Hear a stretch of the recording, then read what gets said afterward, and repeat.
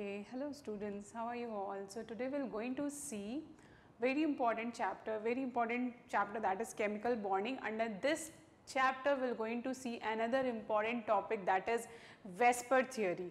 Okay, so Vesper theory is nothing but it is valence shell electron repulsion theory. तो actually इस theory में हमें देखना क्या है, तो ये theory हमें क्यों देखना है? Because before this we have learned about Coussin-Lewis theory. So Coussin-Lewis theory में उन्होंने क्या दिया था? He explained us about the electron dot structure for each and every molecule, right? तो इलेक्ट्रॉन डॉट स्ट्रक्चर से हर एक मॉलिक्यूल का हमें प्रॉपर स्ट्रक्चर अच्छा खासा मिल रहा था, राइट? बट मेन प्रॉब्लम क्या था आपके लुईस डॉट स्ट्रक्चर का? उन्होंने किसी भी मॉलिक्यूल्स के शेप को डिफाइन नहीं किया था. उनकी थ्योरी से हमें किसी भी मॉलिक्यूल्स का शेप एग्जैक्टली क्या होता है वो हम फाइंड आउट नहीं कर पा रहे थे. So this was the main drawback of your Kossel Lewis theory. Okay, so अब यहाँ पे जो हम नेक्स्ट थ्योरी देखने वाले हैं दैट इज वेस्पर थ्योरी. तो वेस्पर थ्योरी का मेन सिग्निफिकेंस है कि ये आपकी हर एक मॉलिक्यूल का शेप डिफाइन करेगा. Fine. So let's begin with the Vesper theory. So let's focus on the some introduction about Vesper theory. Then we'll start and we'll see what is exactly Vesper theory. So here let's start with the Vesper theory. तो Vesper theory actually क्यों start हुआ? क्या drawbacks था आपके Lewis dot structure का? So Lewis concept is unable to explain the shape of molecules. उन्होंने proper हर एक molecule का स्ट्रक्चर तो डिफाइन कर दिया था बट शेप प्रॉपरली डिफाइन नहीं किया था. सो शेप के लिए हमें वेस्पर थियोरी की यहाँ पे रिक्वायरमेंट हुई. So who had invented this theory? Let's focus on that. So the first simple theory that was put forward to explain the shape of molecule known as valence shell electron pair repulsion. Okay, Vesper theory. This theory was given by Sedgwick and Powell in 1940 and was further improved by Nyholm and Gillespie in 1957. तो दो लोग ने मिलके ये theory को invent किया था. ये वेस्पर जो है ये शॉर्ट में हम बोलते हैं, ज़्यादा इजी होता है. Otherwise the full form of your VSEPR theory is what? Valence shell electron pair repulsion theory. अब ये इतना बड़ा सा जो नाम है वो क्यों है, तो ये हम समझते हैं फर्स्ट. ओके, तो वेस्पर थियोरी में एग्जैक्टली देखो क्या exactly what was the explanation about your VSEPR theory. So for that let's understand this structure. Now this is your O2 molecule जहाँ पे दो ऑक्सीजन एटम क्या है, यहाँ पे इलेक्ट्रॉन्स की शेयरिंग हो रही है इनके बीच. ठीक है, तो इनिशियली आपके दो ऑक्सीजन एटम अलग अलग थे बट जब इनके बीच में इलेक्ट्रॉन्स की शेयरिंग होती है तो उस शेयरिंग में पार्टिसिपेट कौन करता है? हमेशा इलेक्ट्रॉन बॉन्ड फॉर्मेशन में कौन पार्टिसिपेट करता है? Valence shell electron. Okay, inner shell जितने भी होते हैं, इनर शेल के इलेक्ट्रॉन्स का कोई भी रोल नहीं होता इलेक्ट्रॉन शेयरिंग में या बॉन्ड फॉर्मेशन में. सो बॉन्ड फॉर्मेशन में मेन पार्टिसिपेशन जो होता है वो आपके वैलेंस शेल का होता है, वैलेंस शेल इलेक्ट्रॉन्स का होता है. तो वैलेंस शेल इलेक्ट्रॉन्स देखो यहाँ पे शेयर हो रहे हैं और शेयरिंग से उनके बीच में कोवेलेंट बॉन्ड का फॉर्मेशन हो रहा है, राइट? ये हमें पता है. बट देखो यहाँ पे एक और मेन कंसेप्ट कि वेस्पर थियोरी से हमें शेप कैसे पता चलता है, हमें ये समझना है. तो एग्जैक्टली देखो वैलेंस शेल के जब इलेक्ट्रॉन्स, वैलेंस शेल के इलेक्ट्रॉन्स जब पास में आएंगे, टू मॉलिक्यूल जब आपके एक मॉलिक्यूल ऑक्सीजन का जो है उसके जब दो एटम के valence shell when they will come closer to each other, so both electrons of both valence shell will going to repel each other. ठीक है, क्योंकि electrons like charges will always going to repel. तो like charges की वजह से like electrons of your both valence shell will going to repel to each other. अब यहाँ पे जो रिपल्शन होगा उस रिपल्शन में वो लोग क्या करेंगे, एक दूसरे को मैक्सिमम डिस्टेंस पे रखते हैं और वो मैक्सिमम डिस्टेंस जो है उस मैक्सिमम डिस्टेंस रिपल्शन की वजह से आपकी हर एक मॉलिक्यूल्स को एक शेप प्रोवाइड हो जाता है. Okay, so this is all about your valence shell electron pair repulsion theory, जहाँ पे वैलेंस शेल के इलेक्ट्रॉन्स जब क्लोजर आएंगे तो वो एक दूसरे को रिपेल करेंगे. तो उस रिपल्शन के थ्रू जो आपके मॉलिक्यूल्स को शेप मिलता है that is nothing but your VSEPR theory. तो वेस्पर थियरी में कंप्लीट यही आपको देखना है कि लाइक चार्जेस, लाइक इलेक्ट्रॉन्स के बीच में किस तरह से रिपल्शन होता है और उस रिपल्शन के थ्रू उनको कैसे कैसे शेप मिलते हैं। Now the shape of your all kind of molecules will going to get depending upon the valence shell present in their outermost shell. Okay, valence electrons are present in their valence shell. तो यहाँ पे हर एक, अगर देखा जाए हर एक molecules के बीच में या हर एक एटम्स के वैलेंस शेल में डिफरेंट नंबर ऑफ इलेक्ट्रॉन्स होते हैं। सो इलेक्ट्रॉन्स के बेस्ड पे ही हर एक मॉलिक्यूल्स का शेप डिफाइंड होगा। सो let's see here in detail about your VSEPR theory. Okay, so here after this we're going to see the main postulates of your Vesper theory. तो main postulates में जो first postulates है that is what the shape of molecules depend upon the number of valence shell electron pair of the central atom. अब ये first postulate समझने के लिए हम अपना एक example लेते हैं। Let's take the example of carbon dioxide. In carbon dioxide you can see carbon is the central atom. ठीक है, सेंट्रल एटम। तो कार्बन का what is atomic number of carbon? Carbon का एटॉमिक नंबर क्या होता है? Let's see. ओके, कार्बन का atomic number is 6. Okay, so how many electrons are there in its outermost shell? So first shell में 2 electrons, second shell में 4 electrons. Okay, so second shell में number of electrons are 4.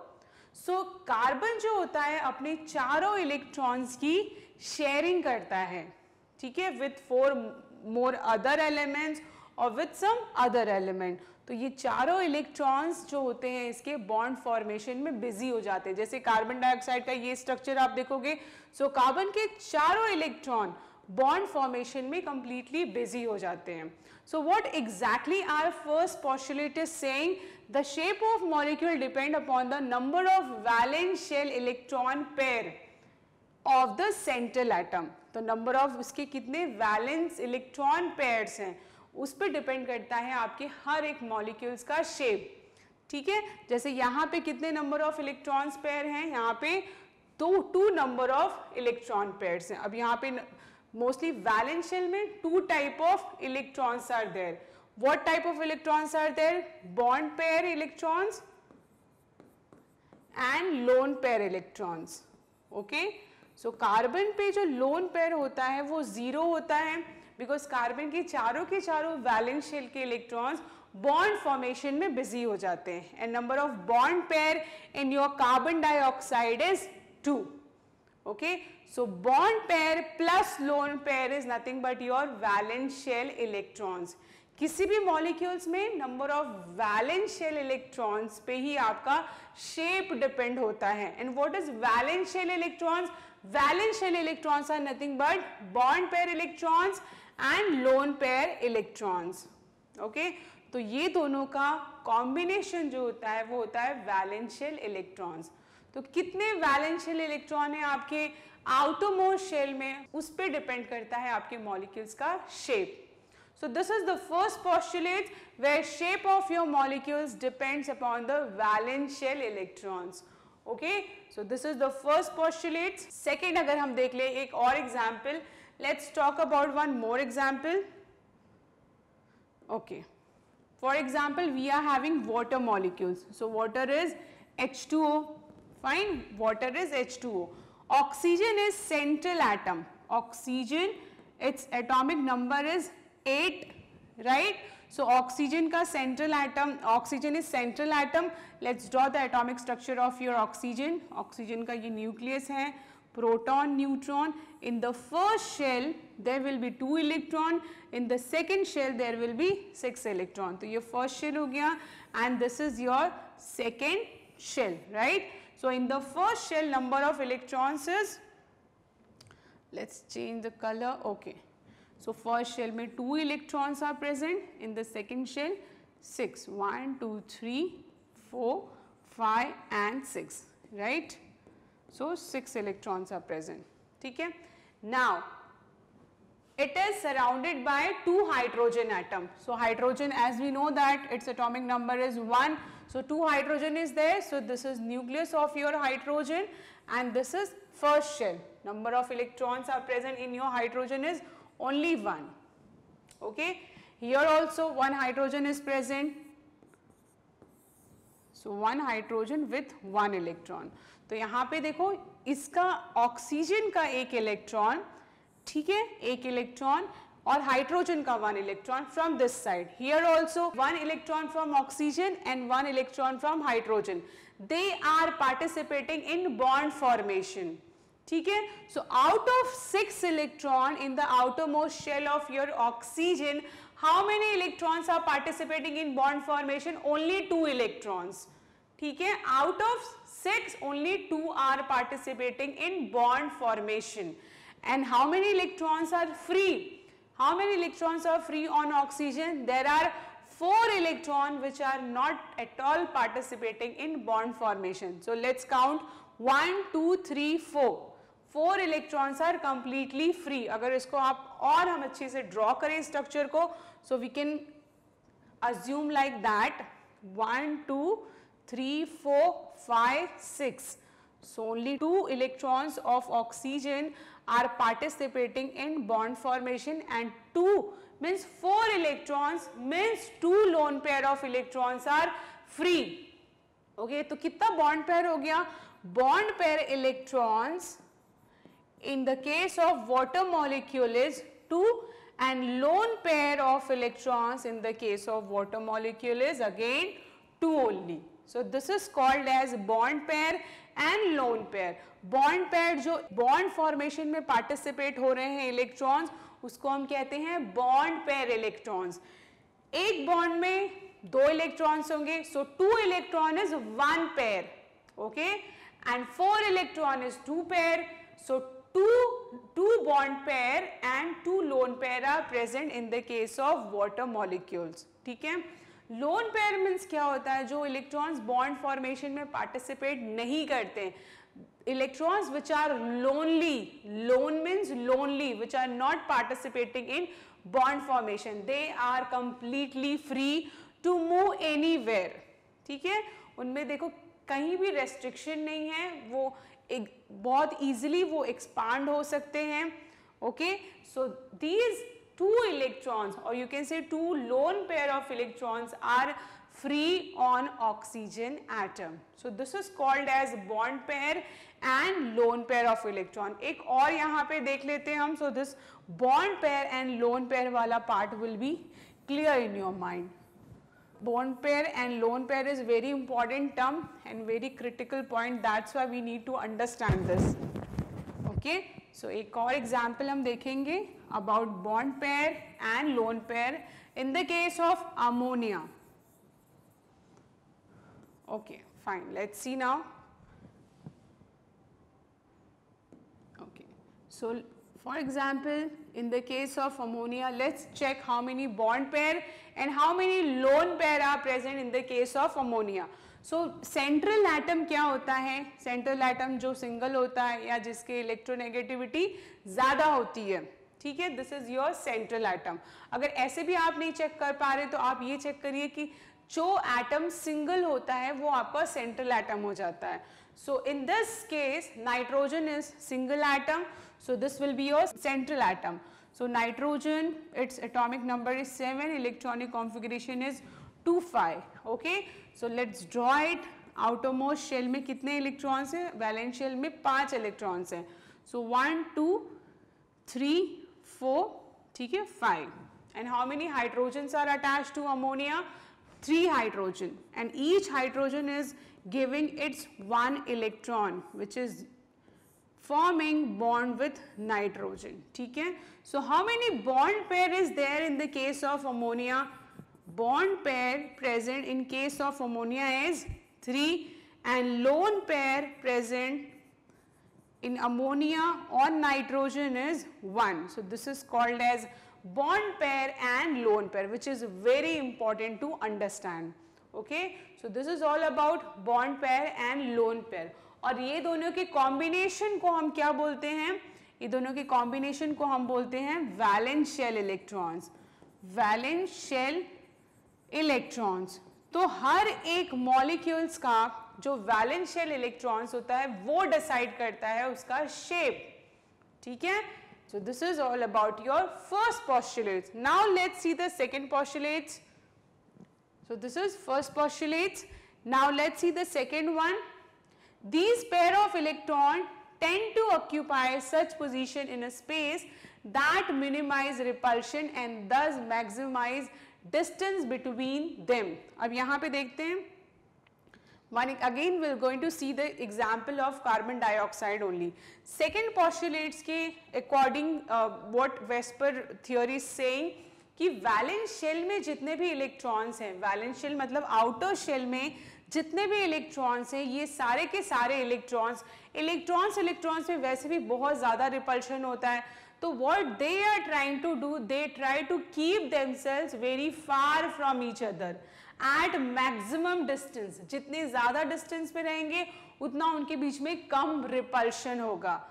So valence shell के electrons अपने को एक दूसरे से बहुत दूर रखने की कोशिश करते हैं ताकि उनके बीच में रिपल्शन ना हो, और ये मैक्सिमम दूर रखने की जो कैपेसिटी होती है वही आपके मॉलिक्यूल्स को शेप प्रोवाइड करती है।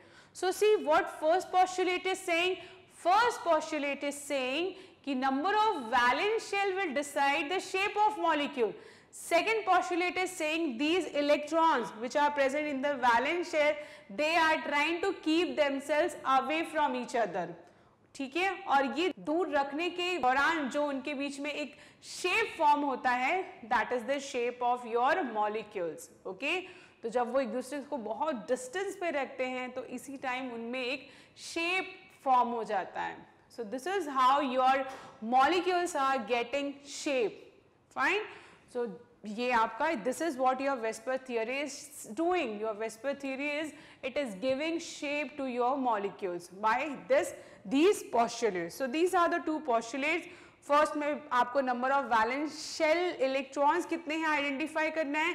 सेकेंड में जो इलेक्ट्रॉन्स हैं वो एक दूसरे को बहुत डिस्टेंस पे रखते हैं, और इस डिस्टेंस पे रखने के टाइम में उनके बीच में क्या फॉर्म होता है, उनका एक शेप फॉर्म होता है।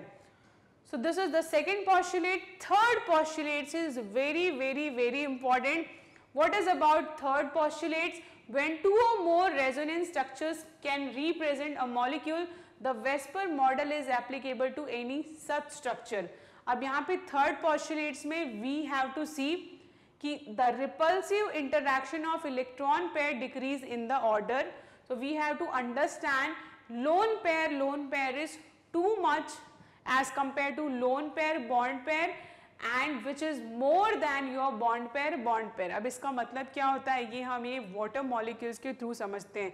हमें ये एक्चुअली सीक्वेंस लर्न करना है, बट सीक्वेंस तो हम इस तरह से विदाउट लॉजिक तो हम लर्न कर नहीं सकते। So let's understand what is the meaning of this line, lone pair bond pair से क्यों ज़्यादा होता है और lone pair bond pair से क्यों ज़्यादा होता है। This we need to understand first, okay? See now if we take the example of water molecules, तो water molecules में क्या है, हमने अभी देखा था in the valence shell of your oxygen which is central atom, कितने उसके bond pair हैं, कितने lone pair हैं, ठीक है। तो इसमें ऑक्सीजन पे दो आपके बॉन्ड पेयर होते हैं। Let's see, okay. So in the case of oxygen how many bond pair and how many lone pair is there, ठीक है। ऑक्सीजन पे देयर आर 2 लोन पेयर, ठीक है। तो आप ये लोन पेयर को या तो फिर आप यहीं बना दीजिए, you can draw your lone pair here only. This is your lone pair of electron.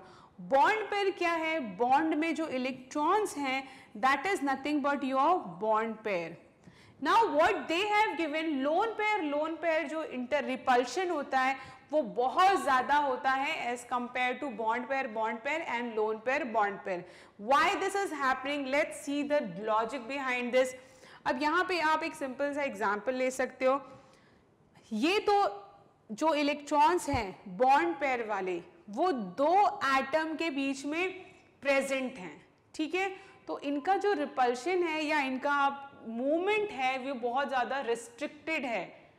For example अगर आप घर में हैं और आपके दोनों पेरेंट घर में हैं, राइट, जैसे मॉम डैड दोनों आपके साथ हैं घर में, फॉर एग्जाम्पल संडे है, दोनों मम्मी पापा आपके घर पे हैं, तो उस टाइम आप पे ज़्यादा रेस्ट्रिक्शन रहता है, आप बाहर नहीं जा सकते, आप दिन भर मूवी नहीं देख सकते, so you will going to face lots of restriction when your both parent is at home, ठीक है। बट जब वीक डे शुरू हो जाता है, मंडे शुरू हो जाता है, पापा ऑफिस चले जाते हैं, तो आप थोड़ा फ्री हो जाते हो, ठीक है, आप फ्री हो जाते हो और आप और एक्सपांड होना चाहते हो, और ज़्यादा घूमना चाहते हो, आप फ्री हो जाते हो। This is what the logic you can understand behind this loan pair and bond pair, lone pair, ठीक है। तो यहाँ पे ये जो बॉन्ड पेयर के इलेक्ट्रॉन्स हैं वो रिस्ट्रिक्टेड हैं बिकॉज वो दो एटम के बीच में प्रेजेंट हैं, राइट। बट यहाँ पे जो ऑक्सीजन पे जो दो लोन पेयर ऑफ इलेक्ट्रॉन है वो सिर्फ ऑक्सीजन के विसिनिटी में है, उन पे ज़्यादा स्ट्रेस नहीं है, उन पे ज़्यादा रेस्ट्रिक्शन नहीं है, तो इनके कंपेयर में ये ज़्यादा रिपल्शन में जा सकते हैं, ज़्यादा एक्सपांड हो सकते हैं, okay. But if you see in the case of bond pair electron, they are present between two atoms, so they are in the more restriction as compared to your lone pair electrons. That's why lone pair repulsion is too high as compared to your lone pair bond pair and bond pair. Okay, this we need to understand. Lone pair electrons are very free, that's why they can move to large extent, ज़्यादा repulsion में जा सकते हैं, but उनके compare में bond pair या loan pair bond pair कम repulsion होता है उनका, ठीक है। तो मेन जो है आपके वैलेंस शेल के इलेक्ट्रॉन्स में कौन कौन आता है, bond pair and lone pair and bond pair will going to define the shape of your molecule, okay. So this is the third postulate which is about the repulsion. So lone pair will going to face lot of repulsion as compared to lone pair bond pair and bond pair, ठीक है। तो सबसे कम repulsion आपका होगा bond pair में, okay. So this is about your third postulate. Let's now see the next postulates. Okay, let's erase this.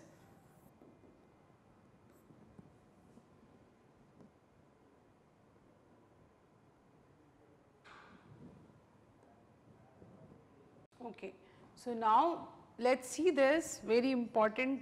This was our third postulates. अब देखो third postulates में और भी हम कुछ इंटरेस्टिंग पार्ट देखते हैं. What is they have given geometry is same but the structure will be different due to the lone pair and bond pair. अब यहाँ पे देखो we have given some classic example of methane, example of your ammonia and water molecule. अब तीनों की जो अगर हम ज्योमेट्री देखें, तीनों का अगर कैलकुलेटेड जो वैल्यू होता है वो तीनों का एग्जैक्टली सेम होता है. तीनों का स्ट्रक्चर जो होगा टेट्राहेड्रल होगा, ठीक है. तीनों का स्ट्रक्चर अगर देखा जाए तो टेट्राहेड्रल होता है. But due to the presence of lone pair and bond pair, different number of lone pair and bond pair, in all three cases their angle becomes different. Okay, so they will going to differ from each other only by angle. Otherwise तीनों की geometry अगर देखी जाए तो सबकी tetrahedral होती है. But lone pair के प्रेजेंस होने की वजह से तीनों का जो एंगल होता है, like in the case of methane, if you will see angle between your this two bond, this is 109 degree 28. So angle will going to change in all three cases only due to the presence of what? Lone pair of electrons. Okay, so this was your third postulate. Now let's see the postulate number 4, which is very important. So fourth postulates में देखो ये बहुत थोड़ा different है, but it is easy to understand. Fourth postulates के according what was Vesper is saying कि a multiple bond is treated as if it is a single electron pair and the 2 or 3 electron pair of multiple bond are treated as single super pair. अब यहाँ पे जैसे हमें पता है, हमने देखा है कि when there are single electron or single bond, so we will consider it was 1 electron pair. अगर डबल बॉन्ड है so we'll going to call it what 2 electrons pair. If triple bond is there so we'll consider is what 3 electron pair. But this will not going to happen in the case of Vesper theory. Vesper theory में क्या होगा कि हम single bond को भी 1 bond pair बोलेंगे, double bond को भी हम 1 बॉन्ड पेयर ही बोलेंगे एंड ट्रिपल बॉन्ड को भी हम 1 बॉन्ड पेयर ही अज्यूम करेंगे. Okay, this is a little different but that we have to accept according to Vesper theory.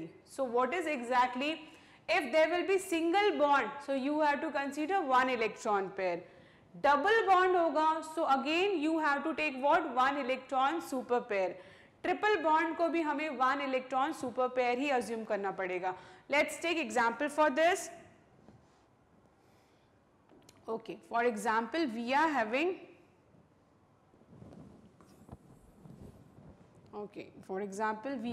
this single bond. Suppose we are having single bond, double bond ले लेते carbon dioxide में. सो यहाँ पे double bond है. See, between carbon and oxygen there is double bond, but you will consider this double bond as what 1 electron pair. ठीक है, and here also although there is double bond but this also will consider as what 1 electron pair. So total electron pair, total bond pair in the case of carbon dioxide will be 2. So 2 bond pair is present in the case of carbon dioxide. जैसे अगर आपका एक और example ले लें, hydrogen cyanide. ठीक है, अब यहाँ पे 3 बॉन्ड है, मतलब 3 इलेक्ट्रॉन पेयर होना चाहिए था, बट इस 3 इलेक्ट्रॉन पेयर को भी हम 1 बॉन्ड पेयर ही कंसीडर करेंगे. 1 bond pair between carbon and nitrogen and 1 bond pair between hydrogen and carbon. So total bond pair present in the case of hydrogen cyanide is how many? It is 2 bond pair. Okay, so according to the Vesper theory we're going to consider each double and triple bond as a 1 electron pair. Okay, so here let's see it again. So a multiple bond is treated as if it is single electron pair, and then the 2 or 3 electron pair of multiple bond are treated as single super electron. Okay, single super pair. Single bond होगा तब तो उसको 1 electron pair ही बोलना है, but 1 double bond होगा then also we have to consider what 1 electron super pair. Triple bond होगा then also we have to consider 1 electron super pair. So कितने भी बॉन्ड होंगे हमें उसको एक ही बॉन्ड कंसीडर करना है, ये कंक्लूजन है. ठीक है, so this is about the 4th postulates of your valence bond, your Vesper theory. Okay, so these are the 4 postulates. Now let's move to the next topic. Identify how many number of valence shell electrons are present in each and every molecules. Right? तो यहाँ पे valence shell electrons भी हम किसका, central atom का देखते हैं, central atom का. राइट, वैलेंस शेल इलेक्ट्रॉन्स में क्या क्या इंक्लूड होता है? Bond pair electrons and lone pair electrons. So we will going to decide the geometry of each and every molecules in the 2 steps. तो फर्स्ट स्टेप क्या होगा आपका, find total number of valence shell electron pair on the central atom. तो central atom में valence shell electrons pair हम decide करेंगे, और valence shell electron pair में क्या क्या आता है, lone pair of electrons and bond pair of electrons. So this is the first step जहां पे हमें ये फाइंड करना है, valence shell electrons, valence shell electron pair find करना है. एक बार हमें वैलेंस शेल इलेक्ट्रॉन पेयर मिल गया, उसके बाद वैलेंस शेल में इनको ये खुद को मैक्सिमम डिस्टेंस पे अरेंज करने की कोशिश करते हैं. ठीक है, वैलेंस शेल मतलब आउटर शेल में खुद को मैक्सिमम डिस्टेंस पे अरेंज करने की कोशिश करेंगे, because we know that electron है तो उनके बीच में बहुत सारा रिपल्शन होगा, फाइटिंग होगा, अनस्टेबिलिटी होगी. So in order to achieve stability they tries to keep themselves at very far distance from each other. तो ज़्यादा डिस्टेंस, जितने मैक्सिमम डिस्टेंस पे रहेंगे उतना कम रिपल्शन होगा और उतनी उनकी ज़्यादा स्टेबिलिटी होगी. ठीक है, तो इस 2 स्टेप्स के थ्रू हम यहाँ पे मॉलिक्यूल्स का ज्योमेट्री डिसाइड करेंगे. So let's see the first one. In the first case if the number of valence shell is 2. So if we are having 2 valence shell electron pair, so let's see what will be our geometry and what will be the structure and what molecules we can take as example, everything we'll going to discuss. So for example, we are having 2 valence shell electrons, ठीक है, तो समझो हमारे पास ये 2 valence shell electrons हैं, okay.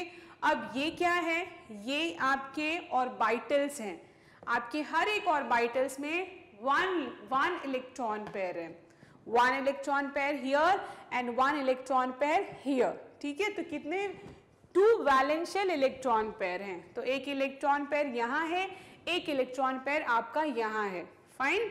और valence shell क्या है, एक स्फीयर है, स्फीयर के अंदर आपके ये 2 ऑर्बिटल्स हैं और हर एक ऑर्बिटल में आपका एक वैलेंस शेल इलेक्ट्रॉन पेयर है, राइट। अब यहाँ पे देखो ये दोनों electron pair, 2 electron pair will going to keep a maximum distance between them, तो एक दूसरे को काफ़ी डिस्टेंस पे रखने की कोशिश करेंगे, क्यों, क्योंकि वो मैक्सिमम डिस्टेंस पे ही ज़्यादा स्टेबल होंगे, जितना पास में आएंगे उतना उनके बीच में रिपल्शन होगा और उतना ज़्यादा अनस्टेबिलिटी क्रिएट होगी। तो स्टेबिलिटी अचीव करने के लिए उन दोनों को आपस में एक डिस्टेंस मेंटेन करना पड़ेगा और मैक्सिमम जितना हो सकता है उतने डिस्टेंस पे वो रहने की कोशिश करेंगे। So let's see this, at this distance they are not at stable stage, ठीक है, इनको मैक्सिमम डिस्टेंस पे रखना है। सो इस पे भी नहीं, इस पे भी नहीं। Now in this stage they are at their maximum distance, ठीक है। तो ये जो शेप होता है, इस शेप को हम कहते हैं linear shape. So when you are having 2 valence shell electron pair, so their geometry will be what, linear geometry, so they are having linear geometry। अब यहाँ पे ये जो डिस्टेंस है, ये जो शेप है, इस शेप में ये मैक्सिमम स्टेबिलिटी पे रहेंगे। अगर फिर से ये पास आएंगे तो फिर से इनके बीच में रिपल्शन स्टार्ट हो जाएगा और अनस्टेबिलिटी स्टार्ट हो जाएगी। तो ये एप्रोप्रिएट पोजीशन है जिसमें आपके 2 वैलेंस शेल इलेक्ट्रॉन्स रह सकते हैं, okay. So this is your shape of molecule when they are having 2 valence shell electron pair, okay। So example for this is, example for your valence shell electron is beryllium dichloride, and the geometry for 2 valence shell electron pair will going to get what geometry, linear geometry, okay। So this is the first case when you are having 2 valence shell electrons। Now let's see the second case when we are having 3 valence shell electrons pair। So 3 valence shell electrons pair you can consider like this, ठीक है। ये आपका एक sphere है और आपका valence shell मतलब एक स्फीयर है, राइट, और उसमें ये 3 ऑर्बिटल्स हैं। 3 ऑर्बिटल्स मतलब हर एक ऑर्बिटल में एक वैलेंस शेल इलेक्ट्रॉन पेयर, एक इलेक्ट्रॉन पेयर है हर एक ऑर्बिटल में। तो वो 3 इलेक्ट्रॉन पेयर खुद को इस मैक्सिमम डिस्टेंस पे रखेंगे, तो कुछ आपको इस टाइप का स्ट्रक्चर मिलेगा। Now if you join all the corner of this structure you will get what, triangle shape, ठीक है, ट्रायंगल शेप मिलेगा। प्लस ये तीनों एक ही प्लेन में है, इसलिए इसकी ज्योमेट्री क्या हो जाएगी, इसकी ज्योमेट्री हो जाएगी trigonal planar geometry, okay। So this is the another case where you will be having 3 valence shell electron pair, okay। An example for this you can consider boron trifluoride, जहाँ तीनों एक दूसरे को इस तरह के मैक्सिमम डिस्टेंस पे रखेंगे तो उनके बीच में कम से कम रिपल्शन होगा और हाई स्टेबिलिटी होगी। And when you will join all the points you will going to get trigonal planar structure, okay। Okay, so our next case 3 where we'll be having 4 valence shell electrons pair। तो जब आपके पास 4 valence shell electron pair होगा तो आपको कुछ इस तरह का स्ट्रक्चर मिलेगा, राइट। ये आपका valence shell जो कि एक स्फीयर है और इस स्फीयर में आपके 4 ऑर्बिटल्स होंगे, हर एक ऑर्बिटल में आपका एक इलेक्ट्रॉन पेयर होगा। तो वो 4 इलेक्ट्रॉन पेयर खुद को इस तरह से मैक्सिमम डिस्टेंस पे रखने की कोशिश करेंगे और and this is the appropriate geometry of the electron which is having 4 valence shell electron pair. Okay, so in this way the shape which you are going to get is your tetrahedral geometry. Tetrahedral मतलब 4 orbitals आपके geometry दे रहे हैं, proper shape दे रहे हैं आपके molecules को. So this will be your tetrahedral geometry. Okay, so this is the case 3 when you will be having 4 valence shell electron pair. Okay. Okay, so next case will be when you will be having 5 valence shell electron pair. तो जब 5 valence shell electron pair होगा तो कुछ इस तरह का आपका structure form होगा. See, where 3 orbitals will arrange themselves in the trigonal form, triangle के शेप में, और ट्रायंगल के ऊपर और नीचे एक ऑर्बिटल होगा इस तरह से. तो अगर आप ये कॉर्नर को ज्वाइन करते हो तो आपको देखो 2 पिरामिड शेप का स्ट्रक्चर मिलेगा ट्रायंगल के ऊपर. Okay, so let's see here in this case. See, this is the triangle. Okay, when you will join this corner, when you will join this, so see what you are going to get. Okay, okay, when you will join this, so you will get this pyramid kind of structure on this triangle, and this is called as what geometry is this? This is trigonal bipyramidal geometry. ठीक है, example आप ले सकते हो phosphorus pentachloride where 3 chlorides are forming triangle and 2 chlorides are forming pyramids. So that's why the name of this geometry will be trigonal bipyramidal geometry, जिसमें कुछ इस तरह का शेप होगा. ये 3 ऑर्बिटल्स ट्रायंगल फॉर्म करेंगे. The pink one is forming triangle and the blue one is forming pyramid above and below the plane of that structure. So this is the another case number 4, where you will be having 5 valence shell electrons. Okay. Okay, so our last case is case number 5, when we will be having 6 valence shell electron pair. तो जब 6 valence shell electron pair होगा तो आपका कुछ इस तरह से structure form होगा, and the name of the structure will be octahedral structure, जहाँ पे pink one आपका एक square जैसे form करेंगे structure, and the blue one will going to form pyramid above and below the plane of that structure. So that will going to form octahedral geometry when will be having 6 valence shell electron pair. तो यहाँ पे 6 orbitals हैं, 6 orbitals में मतलब आपके 6 electrons pair होंगे, और इस तरह से वो अपने को मैक्सिमम डिस्टेंस पे इस तरह से अरेंज करेंगे जहाँ पे ये मैक्सिमम स्टेबिलिटी में होंगे with less repulsion. So this structure will going to give you octahedral geometry. Okay, so this is the last shape और this is the last structure where you are having 6 electron pair. Okay. Okay, so in the next class we will going to see in more detail about the structure, shape and the geometry of your molecules. So we are going to study under Vesper theory about more structure and geometry of some other molecules. Okay, thank you so much.